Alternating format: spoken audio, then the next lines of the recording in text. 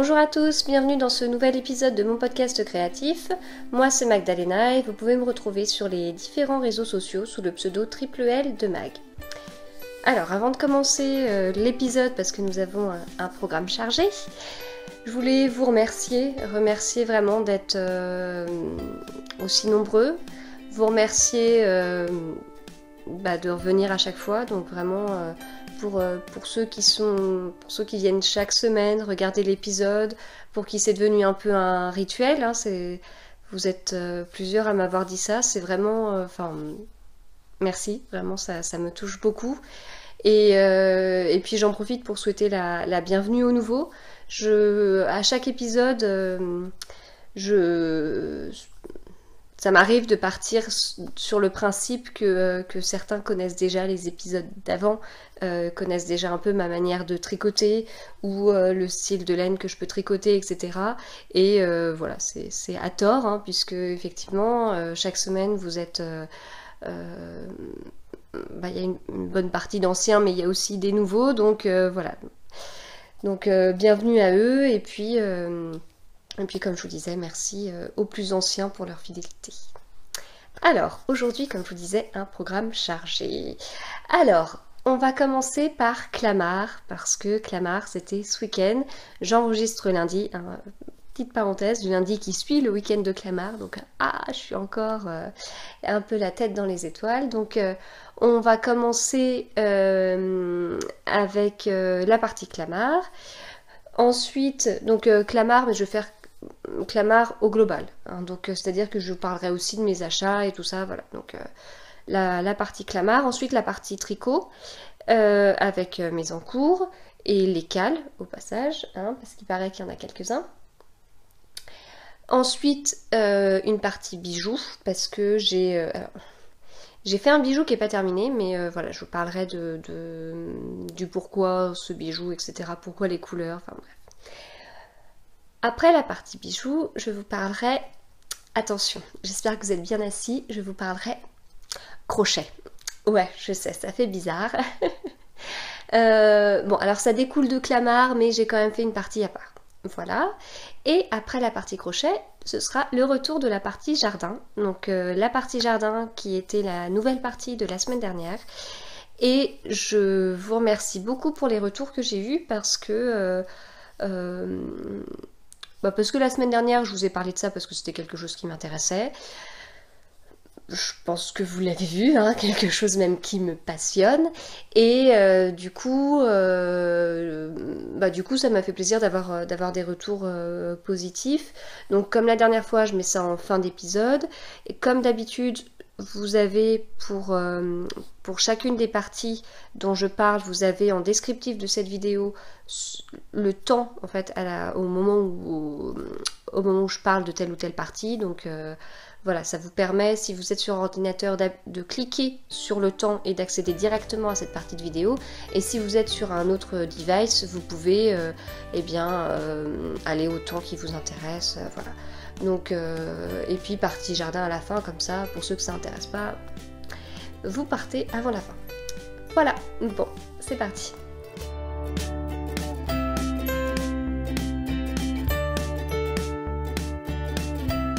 Première partie Clamart. C'était trop bien. C'était vraiment... Bon, déjà, j'avais des très bons souvenirs de Clamart l'année dernière. En fait, j'aime beaucoup parce que ça change des gros salons qu'on peut avoir. Donc moi, j'habite pas sur Paris, hein, moi je suis dans les Yvelines, voilà. Donc pour les Parisiens, je suis une provinciale, pour les provinciaux, je suis une Parisienne. En réalité, je pense que je suis un peu entre les deux. Donc au final, les salons les plus près de chez moi, c'est quand même sur Paris. Donc si je compare avec le CSF, donc le salon création et savoir-faire, et l'AEF qui est le salon de l'aiguille en fait, Clamart, c'est totalement différent. Déjà, il y a beaucoup moins de stands. On est ciblé que sur principalement sur de la laine. Donc, au final, c'est une fête de la laine qui permet d'avoir plus de stands de laine que ce qu'on peut avoir sur les gros salons, mais en même temps c'est petit. Et c'est petit et c'est très convivial. Donc c'est hyper agréable.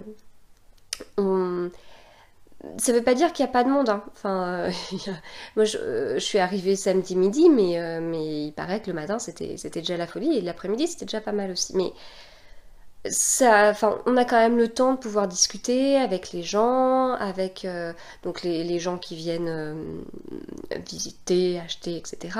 On peut aussi discuter avec les personnes qui teignent leur laine. Enfin, je trouve ça génial. C'est oui, c'est bah voilà, c'est convivial, hein, c'est ce que je disais. Vraiment, c'est une bonne ambiance. Non seulement ce qui est vendu est intéressant, et en plus l'ambiance est très sympa. Donc voilà. Donc forcément, je suis fan. L'année dernière, c'était bien.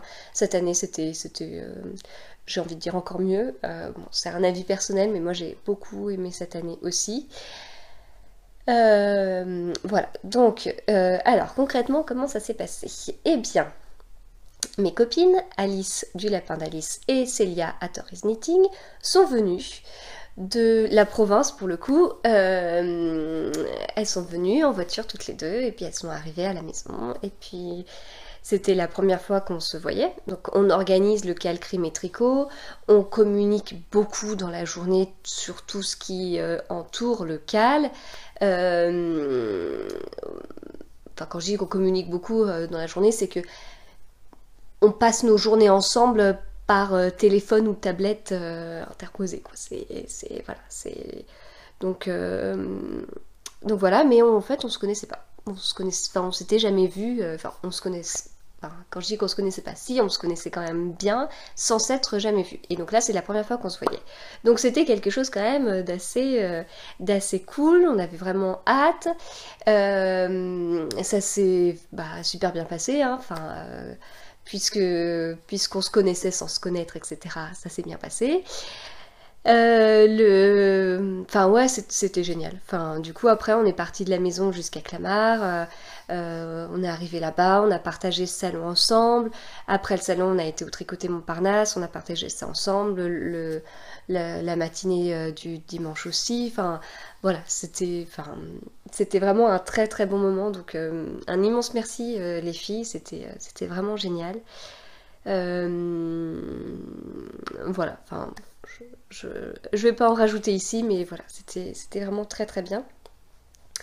Donc après, là-bas, du coup, j'ai retrouvé pas mal de personnes que je connaissais, des personnes que j'avais déjà croisées, principalement à des tricotés, que ce soit les tricotés que j'organise à côté de la maison, que ce soit tricotés d'Anthony, voilà.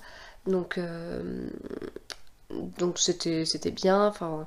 C'était super de pouvoir les revoir, super de pouvoir manger. Enfin, on a mangé pas mal, donc on a pu manger dehors, s'installer, pouvoir papoter,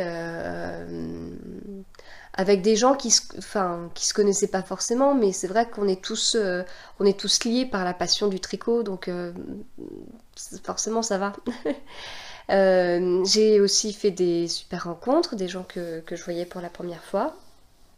Et c'était cool aussi, c'était chouette, vraiment. Bon, je suis désolée hein, pour les gens qui étaient pas, mais c'était. Et je comprends hein, parce que j'ai pas été au fil de la Manche et je vais pas à l'heure de la laine, mais bon, c'était bien, on a passé un bon moment, ça fait du bien. Voilà, voilà.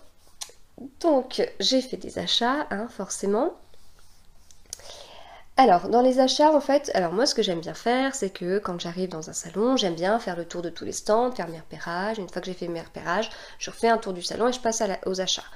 Je trouve ça plus raisonnable.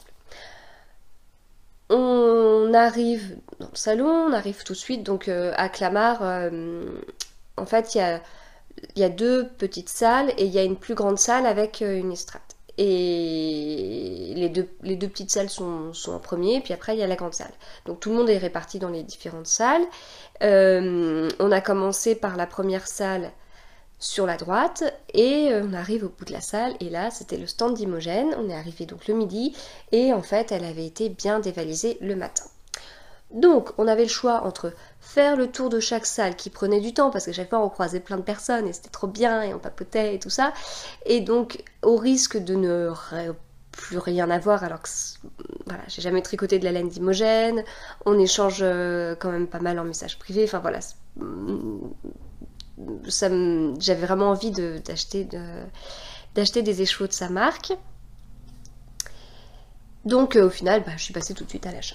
Voilà, donc pas forcément raisonnable, mais en même temps, ça me tenait vraiment à cœur. Et puis j'ai trouvé une très jolie couleur. Je vais vous montrer. Alors, le seul souci de cette couleur, c'est que le nom est pas hyper classe à dire en podcast. Voilà. Donc, comme dirait Hélène de la Case Avant, à qui je fais coucou, c'est le titre d'un livre. C'est vrai, on va dire que je vais vous citer le titre d'un livre et ça passera. Hein?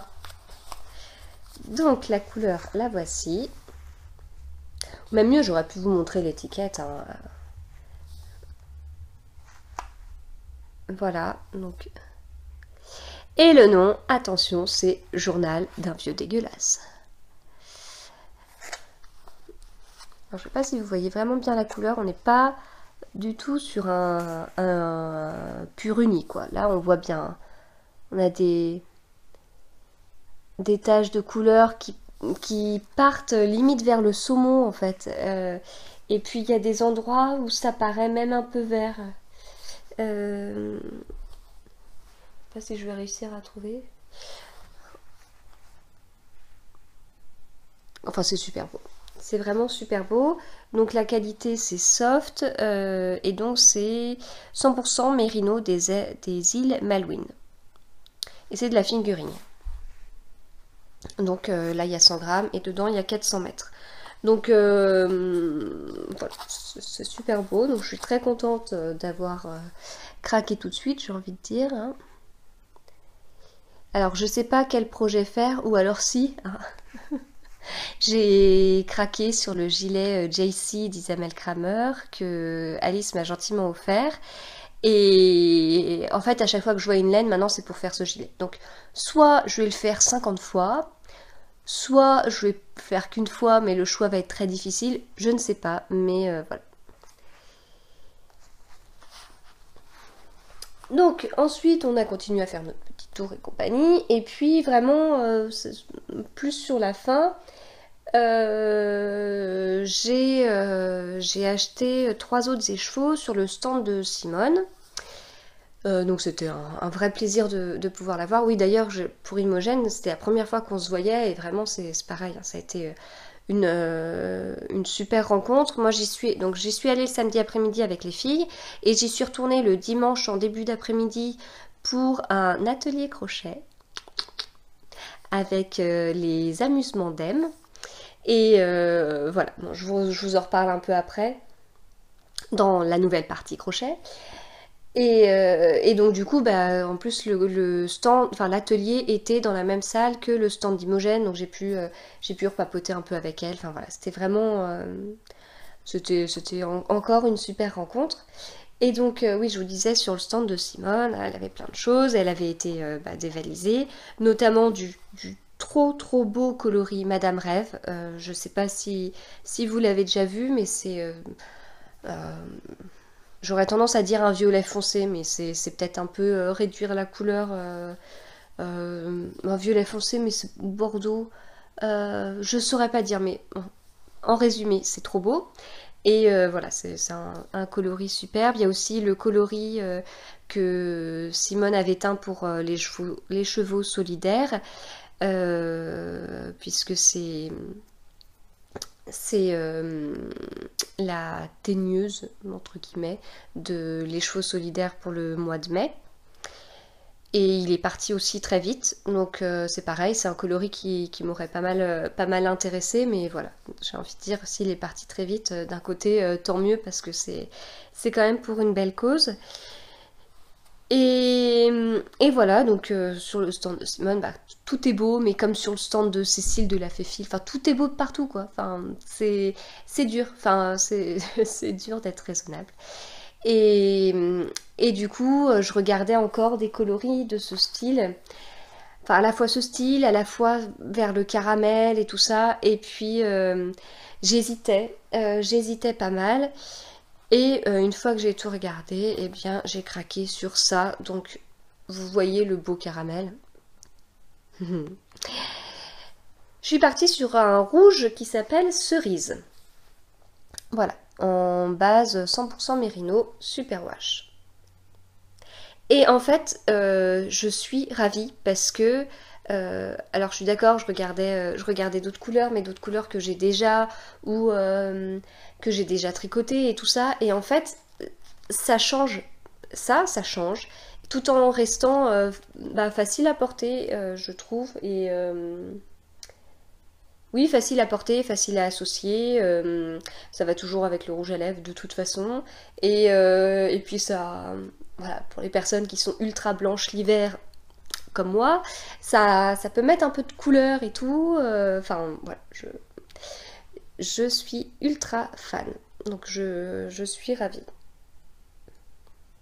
Voilà, donc pour les écheveaux, c'est tout ce que j'ai acheté. J'ai aussi pris des aiguilles 30 cm Xiaogu. Donc ça, je vous ai déjà dit dans des anciens épisodes, pour tricoter les manches en rond. Le Magic Loop, c'est pas pour moi. Enfin, c'est quand même la technique que j'ai le plus longtemps utilisée. Hein. C'est la technique que j'ai vraiment largement le plus utilisée dans ma vie de tricoteuse. Oh, je suis en train de me dire entre ça et tricot à plat, oh j'ai quand même un doute. Mais en tout cas sur le tricot en rond c'est le Magic Loop. Il y a peut-être un an à peu près, j'avais découvert les 23 cm. Il me semble que c'est grâce à Alice d'ailleurs. Donc les 23 cm Yaya et j'avais beaucoup aimé par rapport au Magic Loop. Et j'ai testé il n'y a pas très longtemps les Xiaogu 30 cm et j'ai encore préféré ces 30 cm. Sauf que j'en avais acheté des 3 et des 4, ce qui étaient des numéros que j'utilisais pas mal, sauf que en ce moment, je tricote du 3,5. Voilà. Donc, j'ai profité de l'occasion pour prendre des 3,5 sur le stand de Lily comme tout. Donc, ça m'a permis de revoir Julie et c'était vraiment bien aussi. Et j'ai aussi pris une petite bouteille de Calan. Alors moi, habituellement, mes tricots, je les lave à la main. Pas que pour le blocage, tout le temps. Je les lave tout le temps à la main. Je les sèche tout le temps à plat. Je les essore en les roulant dans une serviette. On marche dessus. Alors quand je dis on, c'est les filles de la famille. Enfin, quand il y a un boudin de serviette, il y a ma dernière qui arrive, elle enlève ses chaussettes. Ma grande qui arrive, elle enlève ses chaussettes. Et allez hop, on marche à trois dessus comme on peut. Et une fois qu'on a fini ça, hop, je déroule, je fais sécher à plat sur des serviettes qui sont sur des tapis de gym là, que je mets sur le lit. Et du coup, la lessive que j'utilise, c'est de la lessive pour laver la laine à la main. Mais c'est une lessive qu'on rince. Et donc là, le Calan, c'est une lessive qu'on rince pas. Il y a aussi la marque Soak, mais en fait ça j'ai déjà testé parce que j'avais un petit échantillon et j'avais bien aimé. Et là c'est avec de l'huile de pamplemousse et c'est vrai que ça sent bon. Voilà. Donc ça pareil, je l'ai pris sur le stand de Lily comme tout. Donc voilà pour les achats, je trouve que c'est déjà pas trop mal. Après, objectif tenir jusqu'au CSF. Le CSF c'est en novembre, donc c'est pas trop mal non plus. Et puis après, hein, bien sûr, il y aura certainement d'autres achats, d'autres craquages, des envies de découvrir des nouvelles marques, comme celle de Carole des Petites Normandes par exemple, qu'elle fera découvrir à l'heure de la laine jeudi prochain. Et j'envie les premières chanceuses qui pourront acheter ces écheveaux. Donc comme je vous dis, c'est tout pour les achats. J'ai également eu des cadeaux. Donc là, je vous montre pas tous les cadeaux que j'ai eu, mais je vous montre une partie qui est en lien avec le tricot. Donc, je vais commencer par des anneaux marqueurs qui sont mignons et hyper ciblés. Donc c'est... alors sur Instagram, son pseudo c'est 123 créations et sur Ravelry c'est Chi. Et elle a fait pour Alice, Célia et moi des anneaux marqueurs. Donc des anneaux marqueurs crème et tricot. Voilà. Et donc on a chacune eu les initiales de notre détective. Et donc moi j'ai eu HP. Voilà. Ah mince. Je sais pas si vous... Ouais, c'est peut-être mieux là. Voilà. Et comme me disait Maëva sur Instagram, donc Kiwimoot, HP, c'est bien parce que du coup ça fait aussi Harry Potter. Voilà, donc vraiment un énorme merci, c'était super gentil et enfin, de toute façon tous les échanges qu'on a pu avoir avec les personnes qui sont venues nous voir, c'était vraiment extra, enfin, que ce soit par rapport au podcast, mais aussi par rapport au cal crème et tricot, par rapport au châle dans le cadre du cal, enfin tout ça, mais c'est ça, enfin ça fait un bien fou, enfin je sais pas comment expliquer. Après plusieurs m'ont dit ne pas avoir été timide, pas avoir osé venir, mais si il fallait parce que je pense être aussi quelqu'un de timide et enfin voilà, c'est très très gentil, ça touche beaucoup, ça rebooste, enfin c'est pas que j'avais le moral en berne, mais je veux dire enfin oui, ça touche et c'est hyper motivant, donc voilà. Vraiment merci, merci beaucoup. Alors, si je continue sur les cadeaux, donc Maison Corlaine, donc, qui est une marque de laine, enfin, qui teint ses laines avec dans une ambiance très sympa. Enfin, si vous connaissez pas, allez voir le compte Instagram parce que vraiment, on a l'impression de se plonger comme ça dans les années folles. Enfin, je sais pas, c'est vraiment extra. Donc, c'est une jeune marque de laine. Et dans le cadre du cal crème et tricot, elle a teint des écheveaux en rapport avec nos 3 détectives. Et du coup, la vente de ces écheveaux a eu lieu vendredi et c'est parti très vite. Donc bravo, quoi, c'est vraiment chouette. Et en plus, elle a eu la gentillesse de nous offrir à chacune de nous 3 un écheveau, celui qui correspond à notre détective.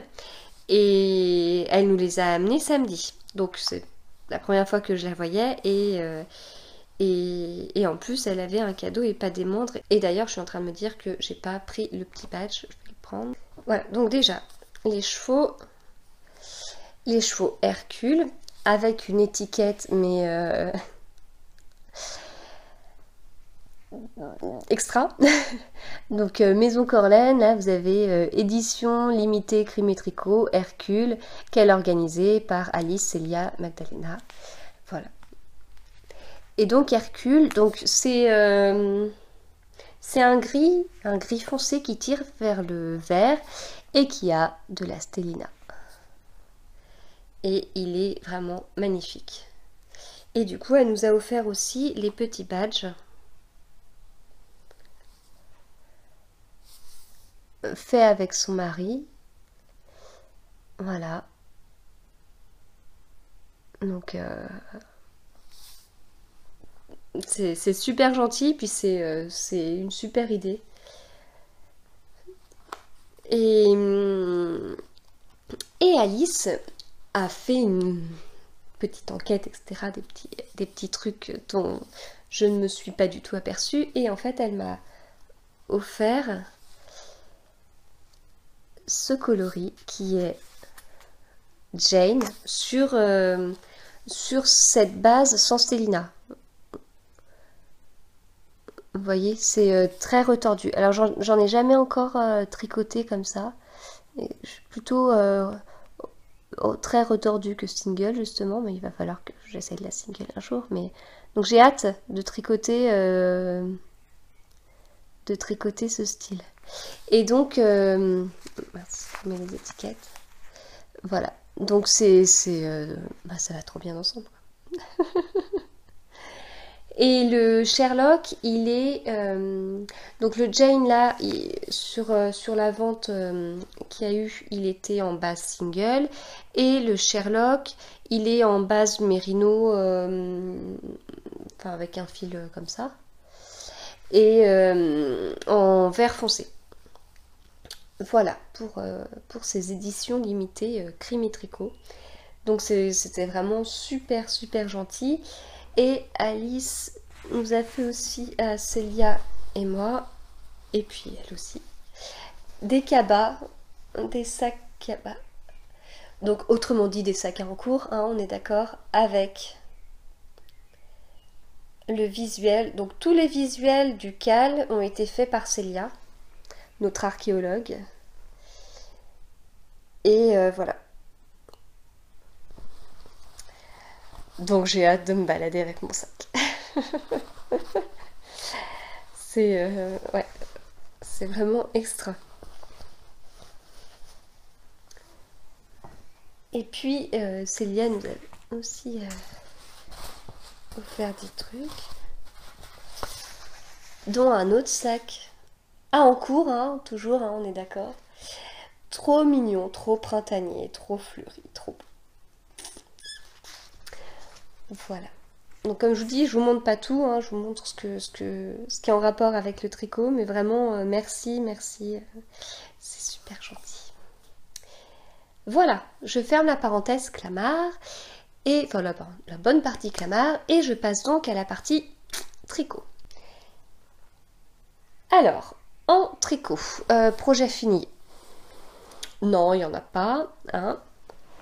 En revanche, il y a des encours, 2 encours qui ont avancé. Donc actuellement, je suis à 4 encours.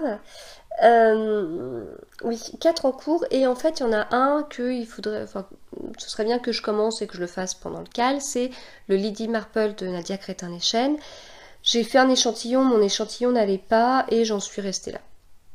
Et en fait, je sens, et là je rejoins Alice, je sens que j'ai besoin de finir un encours pour pouvoir monter celui-là parce que je vais pas, après je repasse à 5 et ça va pas aller. Alors, les 2 qui ont avancé, c'est le secret et le pull que je teste pour Nadia Crétin-Leschen. Donc, le secret, c'est un modèle d'atelier Émilie Louis, que je tricote en Fonti, donc la Fonti, là, la bébé mérino de Fonti, donc c'est la première fois que je tricote de la Fonti. Je voulais tester une gamme entre la Drops que je tricote beaucoup, et les écheveaux teints. Et voilà, je voulais tester quelque chose entre les deux. La Drops, bon, j'en ai beaucoup tricoté, j'en ai encore beaucoup. Enfin voilà, vous le savez si vous me suivez, c'est quand même une marque que j'aime bien. Après, j'ai quand même pas mal utilisé la Flora, qui est l'équivalent fingering et qui a pas mal bouloché. J'ai beaucoup tricoté l'alpaca, qui tient mieux, mais qui est un fil pas hyper régulier au tricot, donc pour le jacquard ça m'allait très bien, mais voilà. Et voilà, enfin bon, au final je voulais tester quelque chose entre qui boulocherait moins, j'espère, et qui serait moins cher que les laines teintes à la main, que j'adore, mais voilà. Je tricote trop pour pouvoir tricoter que ça. Donc, Fonti et un fil mohair de Drops, hein, parce que je veux dire, faut quand même pas abuser, faut quand même, il faut toujours que j'ai une petite touche de Drops dans mes encours. Voilà, donc c'est de la Kid Silk et le tout est noir. Donc, ce pull noir qui ne passe jamais en vidéo. Voilà. Le corps est fait, il est fini. C'est un pull que j'ai tricoté, enfin, il se tricote du haut vers le bas, mais je ne l'ai pas essayé. Donc j'ai fait la séparation des manches, du corps et des manches et tout. Et arrivé aux côtes, mais j'étais en train de me dépêcher parce que je me dis, mais ça se trouve, il me va pas, j'ai tricoté tout ça pour rien. J'ai essayé et c'est très bien. C'est très très bien. Alors chez moi, le col, qu'on ne voit pas, le col, bon, il s'arrête là, quoi, le col en V. J'arrive pas trop à voir ce que... Là, vous voyez mieux le col, justement. Il n'est pas très profond. Je repense à Sophie du Tricot Monde de Sophie qui a testé le secret et elle disait que le sien était... le décolleté était profond, qu'elle avait mis une dentelle en travers comme ça. Et alors chez moi, j'aurais pas le souci. À moins que les manches déforment énormément le col ou je ne sais quoi, mais ça paraît bien. Enfin, ça paraît bien. Même si c'était décolleté, c'était très bien aussi. Enfin, voilà, bref. En tout cas, c'est marrant que ça tombe pas chez tout le monde de la même façon. Et puis, c'est ça aussi qui permet de voir après quel style de dentelle on veut mettre et si on n'en met pas. Et donc, j'ai commencé la première manche. Voilà. Donc, ça a quand même un petit peu avancé, hein. Et la première manche, je l'ai commencé vendredi soir à un tricoté que j'organise.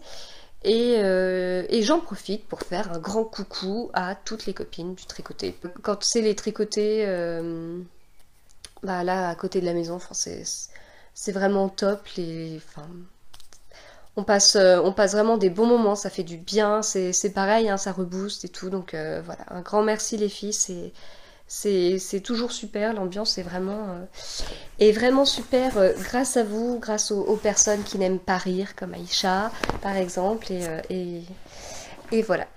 Donc ça c'était mon encours tricoté, et donc j'ai aussi fait, comme je vous disais, le tricoté à Montparnasse samedi soir, tricoté exceptionnel après Clamart. L'encours numéro 2 que je vous montre, c'est... Enfin, j'ai pas d'encours à cacher, c'est juste que les autres ils n'ont pas avancé. C'est le pull que je teste pour Nadia. Le pull que je teste pour Nadia, là je tricote avec les laines de Ludivine, Arcoiris Yarns, que j'ai loupé de peu hein, à Clamart. En fait j'étais dans mon atelier crochet et tout, et je l'ai vu à côté, et puis j'étais dans mon crochet, et puis je me voyais pas dire Ludivine. Donc voilà, du coup je l'ai loupé. C'est pas grave, Ludivine, je pense à toi, je tricote tes laines. Donc, le corps est terminé. Voilà. Donc là, on voit pas très bien parce que c'est pas bloqué. Mais la dentelle, donc on retrouve les torsades, la dentelle. Enfin, c'est des torsades avec des petits trous. On va dire plutôt la torsade. On retrouve la torsade tout le long, sur le devant et sur le derrière. Ce qui fait comme ça une forme que la forme du corps s'allonge un peu, s'écarte un petit peu. Et c'est bien en fait, c'est bien parce que donc c'est pareil, hein, je l'ai essayé une fois que j'ai fini le corps et ça tombe bien, c'est pas trop large parce que moi j'aime pas trop quand c'est trop large, c'est pas trop serré, enfin ça serre pas au niveau. Moi je porte souvent mes jeans avec une ceinture donc du coup là il n'y a pas de souci, là je peux porter, ça se voit pas, on voit pas les petites choses à cacher disgracieuses, voilà. Et donc j'ai commencé une manche que je tricote maintenant avec mes 30 cm en 3,5 chez Ogu. Voilà. Donc, c'est un début de manche. Enfin, quoi qu'aujourd'hui, là, j'ai même sorti à la sortie de l'école. D'habitude, quand il fait pas beau, je tricote dans la voiture. Mais alors là, j'ai même sorti mon tricot. Et puis, je parlais avec les mamans. Et puis, j'étais en train de tricoter avec mon sac. C'est le sac qu'Alice m'avait offert à l'AEF, on s'était pas vu, mais en fait elle l'avait laissé à un stand que j'avais récupéré, donc voilà. En fait j'avais mon sac comme ça, hop, et puis je tricotais, donc des mamans qui ne savaient pas que je tricotais l'ont vu, m'en ont parlé, et je trouve ça toujours bien d'échanger sur ça. C'est comme la semaine dernière j'ai été chez le dentiste, bon, je tricote toujours en salle d'attente chez le dentiste, la secrétaire et l'assistante le savent, en général elles viennent toujours me demander des nouvelles de mes tricots, et il y avait une personne âgée qui était là, et qui attendait son tricoté et qui du coup m'a posé pas mal de questions sur, je tricotais celui-là, et sur le tricot en rond. Enfin, je devais être peut-être au bout du corps, et elle me dit, mais vous faites quoi? Je dis, en fait, je fais un pull, et du coup, je monte le truc, et voilà. Et en fait, le pull, c'était formidable pour elle. Enfin, comme nous, hein, quand on a découvert le tricot en rond, c'est qu'en fait, le pull, il était déjà formé. Et donc je lui ai expliqué que j'avais horreur des coutures en tricot et que du coup moi ça me sauvait la vie. Elle était mais vraiment très intéressée par ça, donc c'est tant mieux. Voilà, donc le pull avance bien, toujours un plaisir de le faire et tout ça. Et comme je dis, ce sera le prochain projet fini. Je vous avais déjà dit une fois, il y a un moment, que les projets que j'avais avaient tendance à avancer par deux.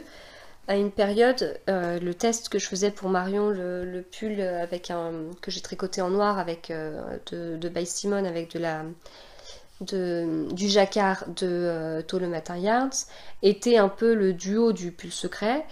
En plus, ils avaient le point commun d'être tous les deux en noir. Normalement, le pull que je teste pour Nadia était le duo du Winterfell cardigan que je tricote aussi avec de l'Arco Iris Yarns. Donc comme le pull en teste pour Nadia. Et puis en fait, le pull que j'ai testé pour Marion, je l'ai fini il y a un moment. Le Winterfell est en pause en attendant que je le reprenne. Et puis du coup, le nouveau duo, c'est le secret et le pull que je teste pour Nadia, puisque vous voyez au niveau des manches, en réalité, j'en suis à peu près à au même stade. Hein. Donc voilà. C'est fini pour les encours, je vais donc passer aux différents cals. Pardon. Donc, donc le cal plus un zeste que je co-organise avec MJ, c'est sur le pull Zest Off de Nadia Crétin-Lechen, ça finit le 30 juin. Il y a le cal que j'organise avec Magalène que j'ai revu à Clamart. Et Alice du Lapin d'Alice, donc Cal Winterfell, cardigan, qui finit sur le modèle de Catherine Schneider, qui finit aussi le 30 juin. Voilà, donc deux cals qui roulent. Et puis le cal Crémy Tricot, qui roule aussi, hein. Enfin je ne vais pas vous dire que ça va pas, parce que ça va très bien, mais où j'ai davantage de choses à dire. Donc le cal Crémy Tricot, on l'organise avec Alice du Lapin d'Alice et Célia à Torres Knitting. Les inscriptions sont finies, hein, je le dis, c'est fini depuis presque un mois. On a fini ça, enfin presque un mois, j'exagère, mi-avril. Donc n'essayez plus de vous inscrire, n'essayez pas de rentrer une fiche enquêteur ou autre si vous ne vous êtes pas inscrit parce que, parce que c'est plus possible de le faire, c'est pas possible de le faire. Donc depuis le 1er mai, on est vraiment en phase de cal. Avant c'était de la préparation, inscription, préparation, etc. Et là on est vraiment en phase de cal. Donc ça veut dire que mardi dernier, les premières énigmes ont été proposées. Voilà, l'énigme 1 à chaque équipe, l'énigme 2 à chaque équipe a été proposée samedi. Un peu plus dur hein, quand même, l'énigme 2. L'énigme 1 c'était... On va dire le thème, c'était les calculs, c'était des énigmes qu'on pouvait résoudre par des calculs. Le thème de l'énigme 2, c'était le codage. On continue ce qu'on avait un peu fait pendant la deuxième quinzaine d'avril, on continue les quiz, hein, donc vous l'avez vu, on en a mis un dimanche soir. Voilà, tout ça... Tout ça, ça suit, ça va s'enchaîner, etc. Avec toujours des choses peut-être plus difficiles, d'autres un peu moins, des choses où il faut être rapide, d'autres où on a plus le temps de réfléchir, voilà. Et puis, mardi dernier, vous avez aussi eu la possibilité de commencer le châle mystère qu'on vous propose gratuitement avec Alice et Célia. C'est un châle qu'on a entièrement créé, nous-mêmes. On l'a découpé en 4 indices que vous avez la possibilité de télécharger 4 mardis. Donc le premier c'était le 1er mai, le deuxième indice sera le 8 mai, donc sera demain, mais quand l'épisode sera en ligne, ce deuxième indice pourra être téléchargé.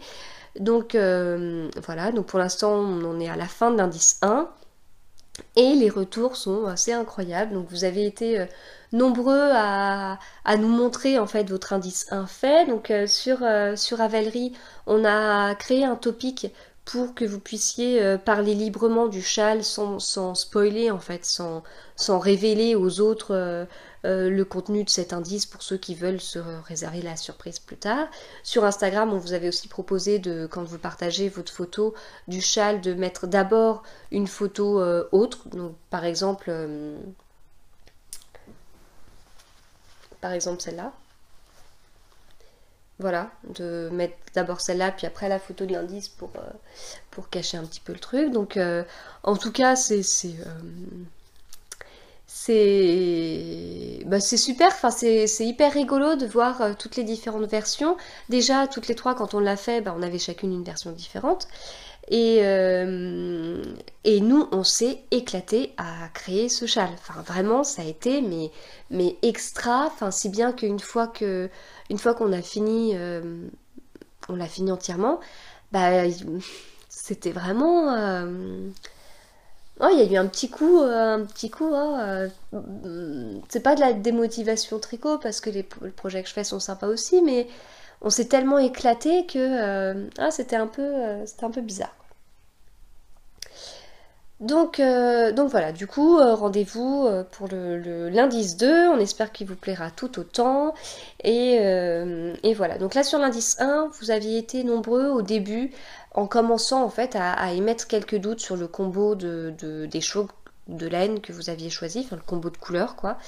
Bon, pour la plupart, à force de répéter les différentes sections, on a une section qui se répète, en fait on a un motif qui se répète 13 fois. 13 fois, voilà, le 13 n'est pas là au hasard. Et du coup, au fur et à mesure des répétitions, le motif se voyait de plus en plus et donc beaucoup ont été rassurés sur le combo qu'ils avaient choisi et ouf, tant mieux. Voilà. Bon, du coup c'est tout ce que j'avais à dire sur le cal. Je passe maintenant à la partie bijoux. Alors, les bijoux. En fait, alors autant la couture,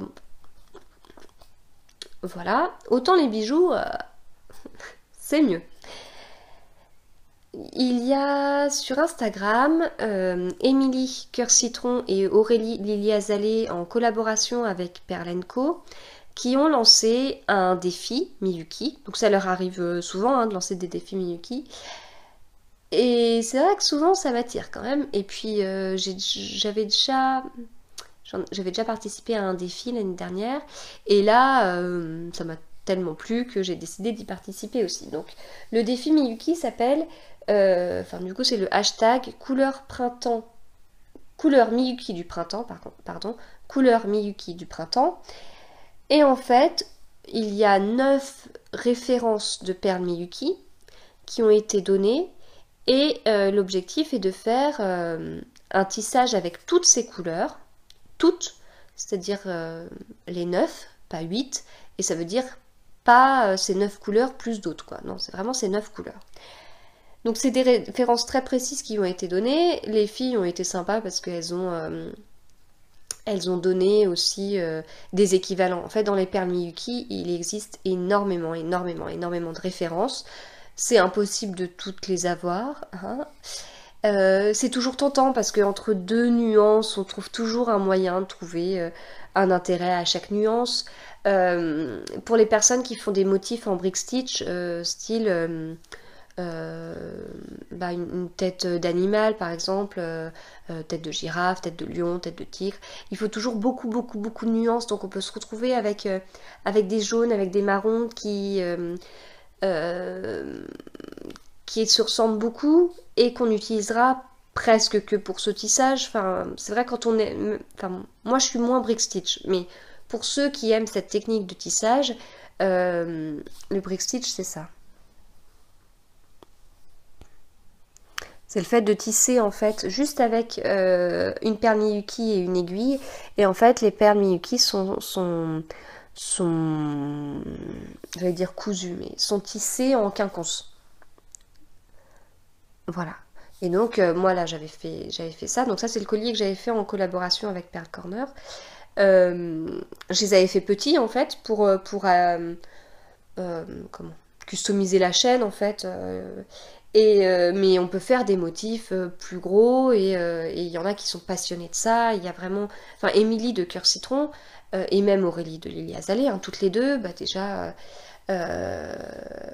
elles ont fait des livres, elles ont des blogs très fournis, et elles sont hyper douées. Enfin, elles créent des modèles qui sont mais superbes. Enfin, vraiment, je suis admirative de leur travail, parce qu'il y a à la fois le fait de créer un modèle, donc de réussir à créer quelque chose, enfin, je sais pas, une tête d'animal, des petits lapins, enfin voilà, sur une grille qui oblige de tisser d'une certaine façon, et ensuite il y a toute la recherche des couleurs, trouver la bonne référence, enfin c'est... Voilà, et ensuite il faut faire le tissage aussi, hein. Ce qui prend un peu de temps, mais c'est... Voilà, on voit que c'est des passionnés, et c'est top. Donc moi je voulais vraiment participer à ce défi parce qu'en fait j'avais quasiment toutes les perles à la maison, pourtant j'ai pas... Enfin, je sais plus combien j'en ai. Si j'ai peut-être 70, 80 références. Mais pour des mordus de Miyuki, c'est rien, quoi. J'ai vraiment pas grand-chose. Il me manquait le jaune. J'en avais, mais qui était pas hyper calé pas. Donc en fait, j'en ai commandé parce que j'aurais en tête, à l'idéal, de faire plusieurs tissages pour ce défi. Et j'ai fait le premier, mais je l'ai pas terminé puisqu'il est encore sur mon métier à tisser. J'ai ressorti mon métier à tisser, ça faisait super longtemps que je n'avais pas sorti. Et ça m'a fait un bien fou de le ressortir. Donc voilà, je vous montre mon tissage. Et donc l'idée après, c'est de mettre ici des petits embouts, un fermoir, et en fait ce sera un bracelet souple. Voilà, donc le motif, c'est moi qui l'ai créé. Ça a été trop bien de retrouver mes fichiers Excel de diagrammes et de créer un modèle. Et j'ai passé du temps, j'ai adoré. Ça m'a fait du bien. Enfin, je sais pas, ça me manquait. Voilà. Et donc là, il y a les 9 couleurs. Donc, on a une sorte de turquoise foncé, une sorte de turquoise clair, un rose foncé, un rose clair, un vert un peu pomme et un jaune, donc le fameux jaune que j'avais pas. On a du doré, du blanc et du noir. Voilà. Donc, du coup, après, voilà, ce sera au poignet. Enfin voilà, comme je vous dis, j'ai adoré ressortir mon métier à tisser. Donc j'avais fait un tuto il y a un moment sur comment tisser avec un métier à tisser. Pour moi, c'est plus simple que le brick stitch, mais ça demande de s'équiper. Enfin, un métier à tisser, faut compter, je sais même plus, 10-15 euros peut-être. Donc moi, je trouve ça bien quand même de commencer par du brick stitch. Donc là, le tuto que j'avais fait avec Pearl Corner, il est sur leur site, hein.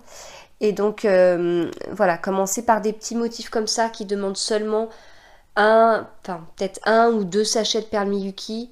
Les perles dorées comme ça, c'est environ 5 euros.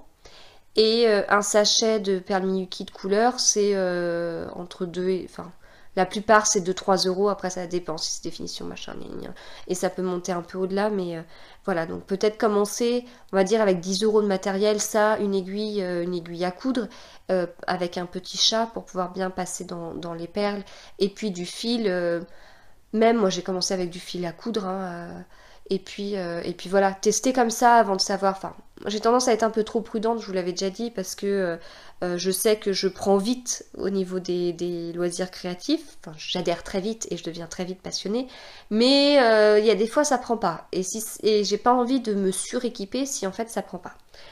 Donc voilà, au final, moi j'ai bien accroché. J'avais commencé avec le Tipeee de Rose Moustache qui est en un diagramme gratuit, mais après voilà, il y en existe plein, il y en a plein sur le blog de mon petit bazar, justement Perle & Co, dans les tutos, il y a plein de grilles, enfin bref. Mais moi en tout cas, ce que je préfère, comme je vous dis, c'est le métier à tisser, et ça a un côté Quand on tricote, je trouve que l'esprit il part toujours un peu, donc on s'est bien tricoté devant la télé, devant un podcast, en lisant, coucou Alice, voilà. Mais quand on tisse, bah tout est occupé. Là, à part écouter de la musique, je vois pas trop ce qu'on peut faire d'autre en même temps, quoi. Ou alors regarder un film, mais on sait qu'on suit la moitié. En plus, l'esprit il part.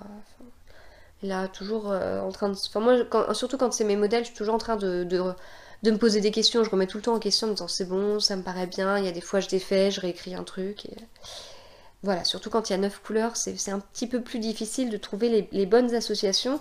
Et notamment là, quand je l'ai commencé, celui-là, là au tout début, et j'étais pas contente en fait. Là déjà, je trouve ça pas très joli. Et puis après, petit à petit, la perle dorée, je fais c'est pas mal, ça rajoute. Et puis là, je me dis, ah, ça fait pas beaucoup de doré. Donc du coup, sur le petit triangle d'après, j'ai ajouté plus de doré. Pour que ça ressorte un petit peu plus. Et puis voilà, après j'ai déroulé et après ça m'a plu. Mais c'est vrai qu'au tout début, bon, j'ai fait un petit ajustement là. J'ai aussi changé parce que le rose de mon V là, j'avais utilisé le rose clair qui en fait ressort peu sur le blanc. Donc ça servait à rien de faire un zigzag rose clair sur du blanc, quoi. Donc j'ai changé pour le rose foncé. Enfin, j'appelle ça rose, mais en fait c'est plus du saumon. Voilà. Donc ça, mon objectif de demain, c'est de finir ce bracelet et de faire un autre tissage. C'est donc terminé pour les bijoux et je passe donc à la partie crochet, qui est une petite partie, hein, mais c'était un plaisir de mettre cette nouvelle partie dans mon podcast. Donc hier j'ai été à Clamart, ouais je sais, je vous en ai déjà parlé, j'ai été à Clamart, j'ai fait donc un atelier comme je vous disais, sur le crochet, débutant en crochet. Voilà. Donc moi j'ai déjà touché un crochet pour faire un montage provisoire au crochet. Quand j'étais enceinte de ma dernière, j'ai été alitée, je vous l'ai déjà dit. J'ai été alitée comme pour mes deux premiers, hein, à partir du deuxième trimestre. Et j'ai aussi été alitée au premier trimestre. Ce que j'ai très mal vécu parce que je l'avais pas du tout anticipé. Et que ça me paraissait long quand même, passer 9 mois alitée. Et du coup, je m'étais dit, bah, c'est le moment de me mettre au crochet, en fait. Pourquoi pas, il y a des trucs sympas pour les petits. Enfin, je pense surtout en fait à de la déco, des petites peluches. Et, et j'ai voulu commencer, et en fait, je sais pas du tout... je sais pas, j'ai pas accroché, puis du coup j'ai posé le truc, et puis comme j'ai pas accroché et que j'ai posé le crochet, et ben du coup dans ma tête c'était le crochet c'est pas pour moi. Donc quand il a fallu que je fasse mon premier montage provisoire au crochet, je sais plus... Je crois que c'était pour le gilet Sénécio que j'avais testé pour Marie-Amélie. Et avant de le faire, il va falloir que je prenne un crochet et que je fasse un montage provisoire au crochet. Et ça avait été... Déjà rien que de comprendre ça, ça m'avait ennuyée. Sauf que, entre-temps, en tricot, je suis passée à la méthode continentale. C'est-à-dire que je tricote avec ma main gauche. Et surtout, j'enroule mon fil dans la main gauche. Ce qui fait, moi j'ai tendance à associer les deux. Ça se trouve, il n'y a aucun rapport, mais je trouve quand même que ça m'a... Le montage provisoire au crochet, en fait, m'a pas posé de difficultés. Et depuis, j'en ai refait d'autres. J'en ai pas fait 50, mais voilà, j'en ai refait d'autres et j'ai pas eu trop de soucis. Du coup, je me suis dit, je suis un peu moins fâchée avec le crochet, j'ai vu pas mal de choses qui me plaisaient, de la dinette, je crois que c'est le journal de l'Alu, si je me trompe pas, qui a mis une dinette top, voilà, tous les petits doudous et tout, enfin j'adore. Et du coup, je me suis dit pourquoi pas profiter de faire un atelier à Clamart. Et en plus, alors je suis pas du style d'habitude à faire des ateliers, mais ça me permettait de mettre voilà, un pied à l'étrier et après de simplifier un peu les choses plutôt que d'essayer de faire le truc par moi-même. Et si je m'énerve, après ça reste un truc où je me dis ah j'y arrive pas, ça sert à rien, que je recommence parce que je reste avec un échec.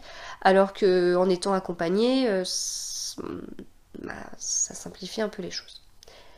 Et comme je vous dis, j'ai tendance, hein, enfin en tricot, j'ai tendance à chercher par moi-même, mais là j'avais pas envie de faire des choses comme ça.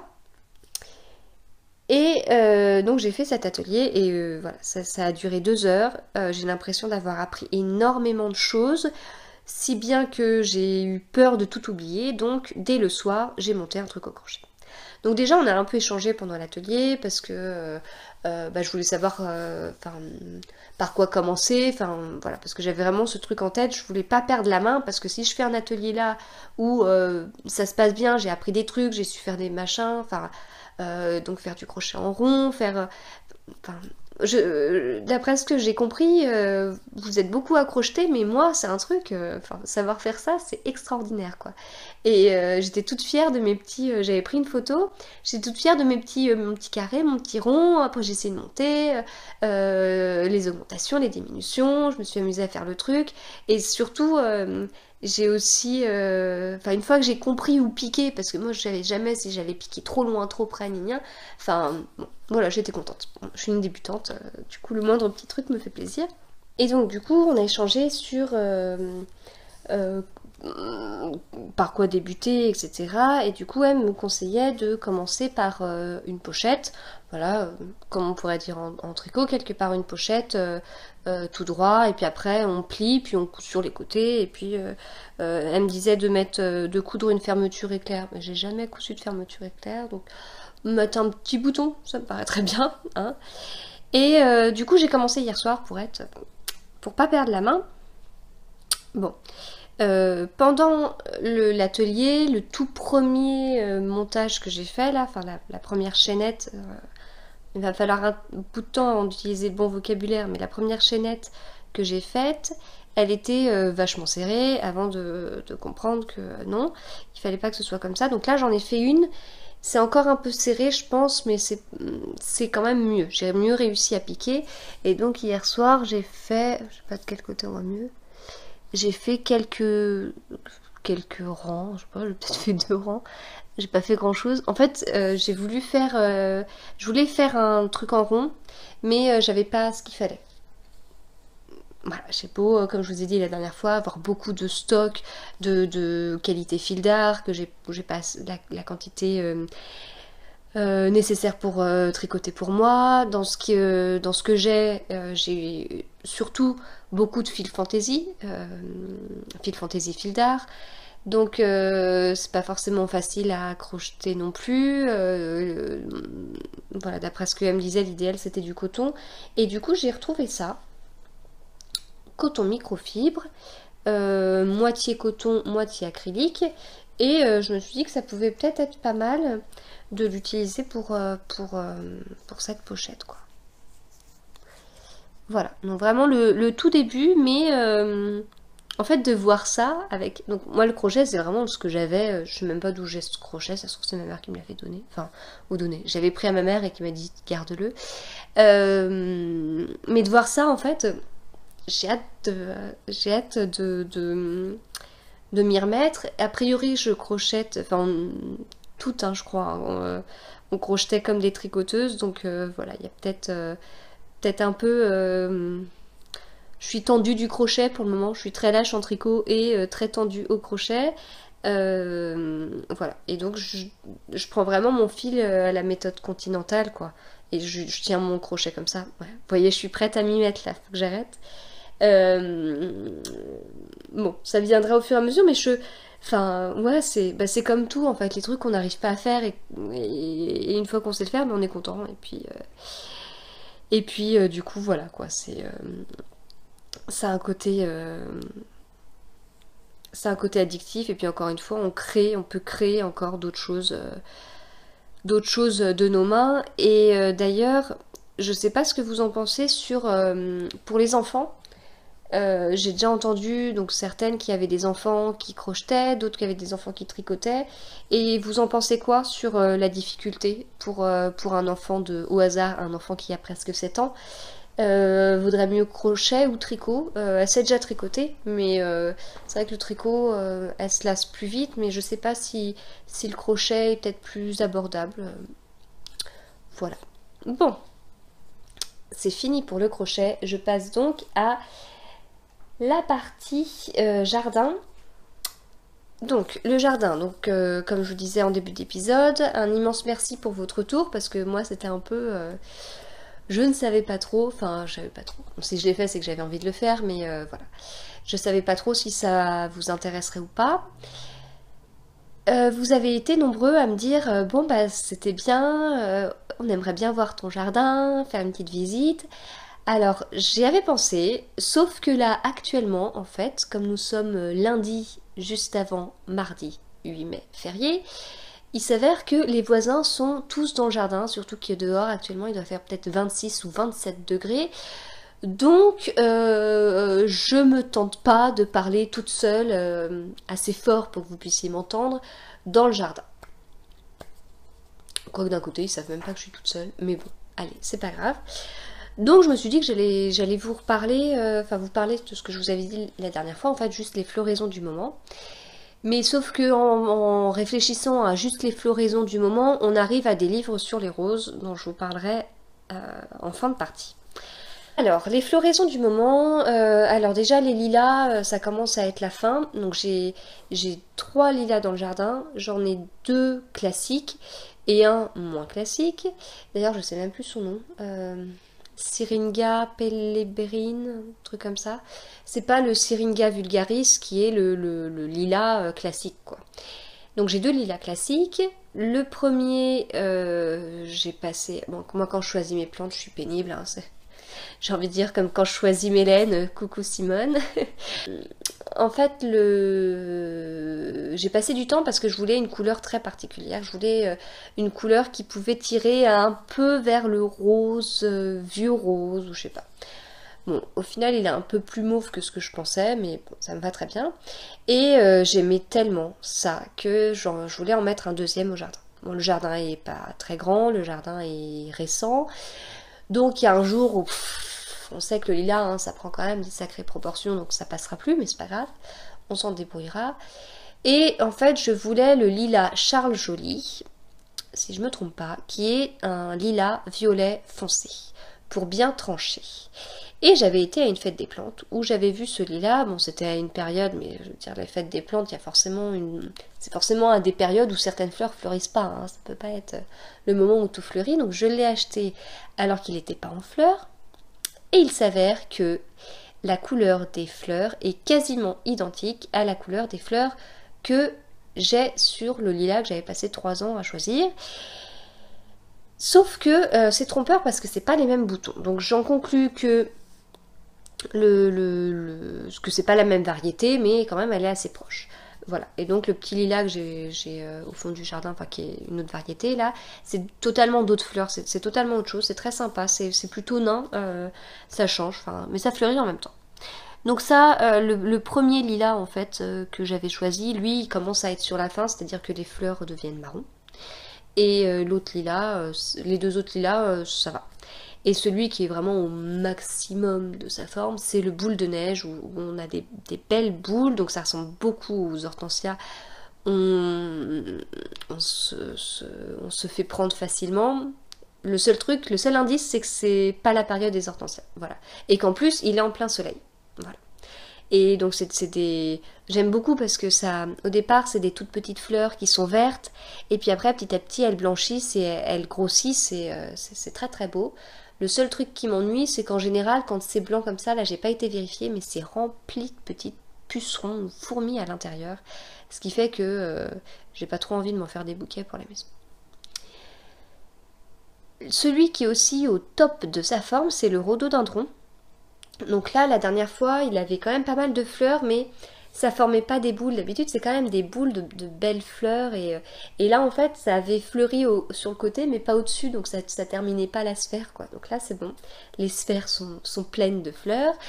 Les azalées, j'en ai 3, mais de 2 variétés différentes. J'ai fait 2 variétés au milieu, enfin 2 fois la même variété au milieu de l'autre variété, et celle du milieu est en fleurs, et les 2 autres sont en boutons.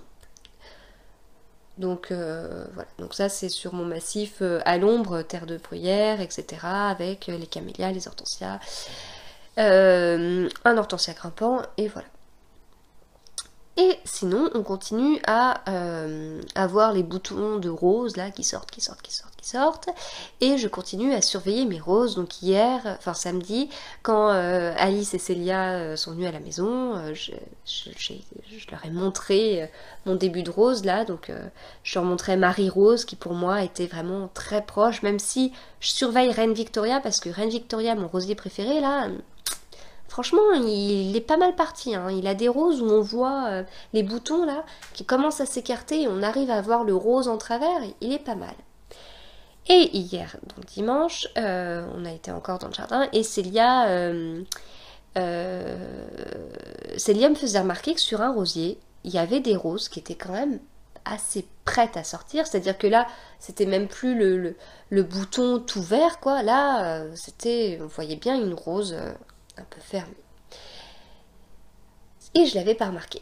Et comme me dit Célia, c'est un réflexe d'archéologue en fait, de regarder plutôt en bas qu'en l'air. Et c'est vrai que moi je me dis toujours, c'est les boutons qui sortiront le plus, qui seront le plus à la lumière, qui tout de suite seront prêts. Bah là non, c'est des boutons qui sont un peu cachés. Et ce rosier, c'est le rosier Sweet Annie de Warren Millington, qui a jamais été le premier à fleurir. Il n'a jamais été trop loin, enfin, mais pas dans la première vague quand même, des 3-4 premiers.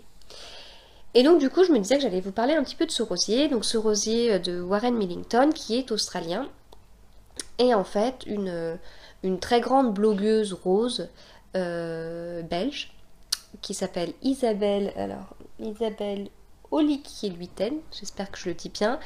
Donc elle en fait a permis avec Daniel Schmitz, si je me trompe pas de nom aussi, c'est là que je vois que ça fait un petit moment que j'ai pas révisé tout ça, mais en tout cas, donc Daniel est un rosiériste belge, donc et il est aussi revendeur, et Isabelle est une blogueuse et auteur de livres aussi. Et du coup, c'est grâce à eux que les rosiers de Warren ont été commercialisés en Europe. Donc moi j'en ai deux. Le premier, c'est l'oiseau l'enchanteur, qui est très très beau, vraiment. Enfin, les rosiers c'est forcément beau. En fait, à l'intérieur, au niveau du cœur, il est plutôt blanc et après ça tire vers le rose pâle. Et moi j'aime beaucoup comme ça les dégradés, sans que ce soit des dégradés trop francs comme la mode il y a certaines années.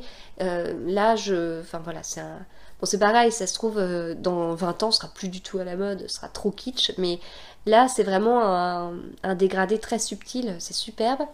Donc celui-là, il vient de chez Daniel, et c'était une copine blogueuse belge qui me l'avait ramené à une fête des plantes, avec Marie-Magdalène, qui est là pour le coup un rosier de David Austin, mais que j'arrivais pas à trouver, et il me fallait forcément Marie-Magdalène au jardin. Et le rosier Sweet Annie, je l'avais acheté aux Journées de la Rose à Chalice, je sais pas comment on dit. Voilà, je l'avais acheté sur le stand de Daniel où Warren était présent. Et c'était top. Warren, c'est une armoire à glace, mais d'une gentillesse. Enfin, c'est. Voilà. Et donc du coup j'ai découvert tout ça grâce à Isabelle que je suis, que j'ai eu la chance de rencontrer à de nombreuses reprises. J'avais vu une conférence autour de son premier livre et voilà, c'est quelqu'un de très très gentil. Son blog est hyper alimenté, donc je vous conseille d'y aller si les roses vous intéressent. Son jardin doit être magnifique, une vraie roseraie. Moi, avec mes 60 rosiers, je suis toute ridicule parce que elle a pas 3000 mètres carrés de jardin. Hein. Enfin, elle a réussi à faire quelque chose de magnifique et du coup, je voulais en profiter pour vous parler des livres. Alors, 2 des livres qu'elle a écrits et que j'ai. Il y en a un autre sur les bouquets que j'ai pas pris parce qu'elle fait aussi de superbes bouquets. Donc, le tout premier, c'est Rose. Tout simplement. Les photos sont d'elle. Et du coup, à l'intérieur, elle répertorie plusieurs roses qu'elle a. Et puis voilà, les caractéristiques que elle met sur ces roses. Après, elle a découpé ça en plusieurs sections. Donc les rosiers modernes, les rosiers grimpants, les rosiers en pot, que j'ai pas du tout et je suis pas très bonne en pot, les rosiers anglais, les rosiers anciens. et c'est tout. Et les soins, oui voilà, un petit truc. Donc c'est pas exhaustif, mais ça m'a bien aidé pour choisir certaines roses. Et puis j'étais aussi contente de voir certaines que j'ai. Par exemple, Geoff Hamilton, c'est trop beau, on est d'accord. Qui est un rosier anglais de David Austin. Voilà, vous voyez, c'est vraiment superbe. Très je sais pas comment dire. C'est pas feuillu parce qu'il y a beaucoup de, comment on dit, très double, enfin, trop beau. Donc, bon, il y en a que j'ai pas, mais c'est beau aussi. On a presque envie de dire, plantons 50 rosiers de plus, parce qu'ils sont vraiment super. Donc voilà, ce livre, il est vraiment très bien fait. Donc, ah bah, Sweet Juliette, je l'ai aussi. Voilà. Et donc, en fait, il y a le nom, la taille, mais la taille chez Isabelle, enfin, voilà, si c'est remontant ou pas, et puis le parfum, et puis voilà, quelque chose, enfin, un petit blabla autour de ce rosier, son ressenti et tout ça, donc c'était intéressant. Puis du coup, dans ces photos, il y a aussi je vais vous montrer une autre belle photo. Voilà. On voit aussi des photos d'associations. Donc là, association avec une clématite. Ici aussi d'ailleurs. C'est vrai que les rosiers grimpants avec une clématite, c'est quand même pas mal. C'est ce qu'on a fait aussi pour certains de nos rosiers grimpants. Donc voilà. Et tout ça pour faire une transition avec l'autre livre qui s'appelle Des compagnes pour mes roses. Donc déjà là, le sous-titre c'était Les meilleures variétés pour petit jardin. Donc celui-là on le trouvait à la FNAC, à Truffaut, etc. J'ai regardé vite fait, je crois qu'il va plus être reproduit, mais bon, à vérifier. Enfin, j'ai cru voir ça sur le compte Facebook d'Isabelle, mais je sais pas. Et là, idée d'association au jardin. Et là, c'est pareil, ça a été vraiment, ça a été un bouquin hyper intéressant. Donc, le style d'association que j'adore. Voilà, donc là, comme elle met Félicia, le rosier romantique par excellence. Donc Félicia, je l'ai à la maison. Et là, on voit Félicia avec le géranium Blue Cloud. Et c'est vrai qu'avec un géranium, c'est assez sympa. Et puis là, si je ne me trompe pas, c'est des digitalis. Digital, ouais. Donc c'est vraiment chouette. En fait, les rosiers, le souci, c'est que souvent, enfin, moi, les miens sont jeunes, mais c'est souvent, j'entends souvent ma mère dire ça. Les rosiers, en fait, donc ils grandissent, puis à la fin, ça fait enfin, comme, ouais, ma mère dit du bois, quoi. Enfin, c'est-à-dire que au pied, il y a plus trop de feuilles, et du coup, c'est pas très beau. Donc, je sais que ma mère à une période cherchait des petits rosiers. Des rosiers plus nains pour cacher un peu ça. Et après, il y a la possibilité aussi de mettre d'autres plantes, des vivaces. Hein. Donc vivaces, ça permet de fleurir chaque année. Et le géranium, c'est pas mal parce que le géranium, c'est plutôt à plat. Et du coup, ça permet de garnir un petit peu. Voilà, donc ça, c'est une association que j'aime beaucoup. Avec des géraniums, on en a quelques-uns à la maison. Ce que j'aime beaucoup aussi, et je ne sais pas si je vais réussir à tomber sur une photo pour vous montrer ça, c'est avec de l'alchimie. Alors, Alchemia mollis, voilà, toujours le nom latin. 34. Ouais, là on voit un petit peu.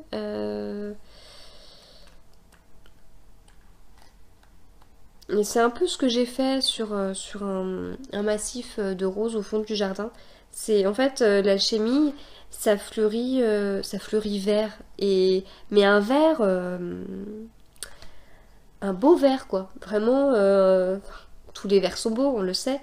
Mais oui, un vert qui ressort vraiment bien. Ah zut, je vais pas réussir à trouver 116 et Et 149. Ouais. Bon, je vais vous montrer le premier. Donc, voilà, l'alchimie, c'est ça. Vous voyez, c'est un vert limite jaune, quoi. Un vert bien pétant. Donc là, on a de l'alchimie, là des géraniums, et puis là des rosiers. Et le rosier rose... Le rosier rose, c'est églantine. Et en fait, ça ressort bien. C'est assez romantique avec un rosier rose, ça se marie très bien. Mais aussi avec un rosier plutôt pourpre, quoi. Ça fait... c'est aussi sympa, quoi. Donc voilà, du coup, je vous conseille ces deux livres qui sont vraiment très bien. Donc c'est La vie d'Isabelle, c'est La vie, L apostrophe A-V-I-S, d'Isabelle, sur les roses, mais pour moi, son avis est quand même assez important. Elle a quand même un sacré recul au niveau des roses et tout ça. Comme je dis, un petit jardin, elle a réussi à faire plein de choses. Elle a pu voir ce qui marchait pas. Et puis, elle a toujours du bon goût pour tout ça. Et puis le fait qu'elle fasse des bouquets, je trouve ça pas mal aussi sur ces associations en fait, parce que c'est comme le fait de vouloir recréer des bouquets au jardin quand les plantes s'entremêlent et voilà. Et l'autre livre dont je voulais vous parler, c'est la nouvelle encyclopédie des roses anciennes. Donc ça s'appelle Nouvelle encyclopédie alors qu'on est d'accord, c'est très vintage comme couverture. Mais là, c'est hyper intéressant. Enfin, j'ai appris des tonnes de choses.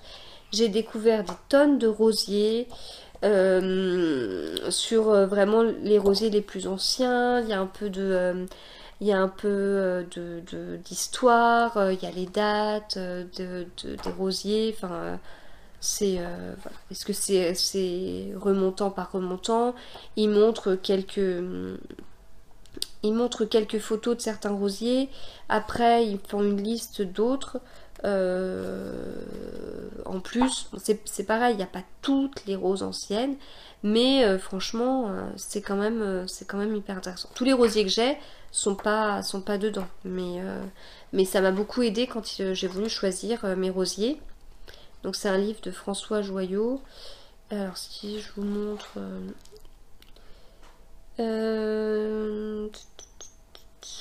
203. Je voulais vous montrer mon préféré. Voilà, ça, Reine Victoria, là, c'est mon préféré. Il est beau, beau, beau, beau, beau. Et donc, c'est un rosier qui date de 1872. Et c'est un rosier remontant. Donc, c'est quand même super d'avoir un rosier qui date de ce moment-là et qui remonte et donc qui a une floraison très longue sur l'été.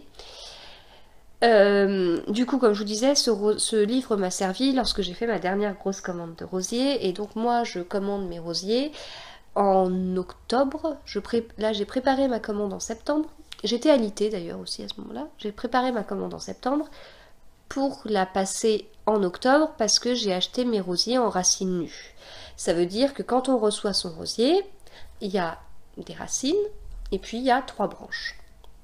C'est tout petit, c'est pas beau.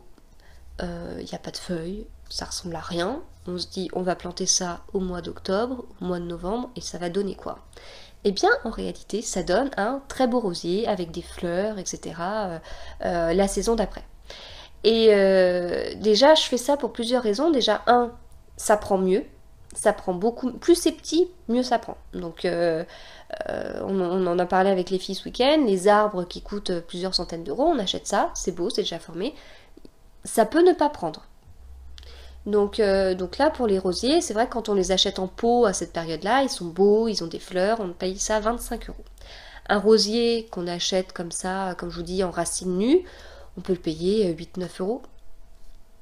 Voilà, donc après il faut anticiper, comme je vous dis c'est pas beau, on reçoit, on se pose des questions, on se pose des questions quand on sait pas, mais non, c'est très très bien, ça prend bien, et voilà, comme je vous disais, 2 raisons, ça prend bien, et la deuxième raison c'est une raison économique, puisque avec 60 rosiers, j'avais pas envie de tous les acheter en pot, et que ça me revienne 25 euros le pot, quoi.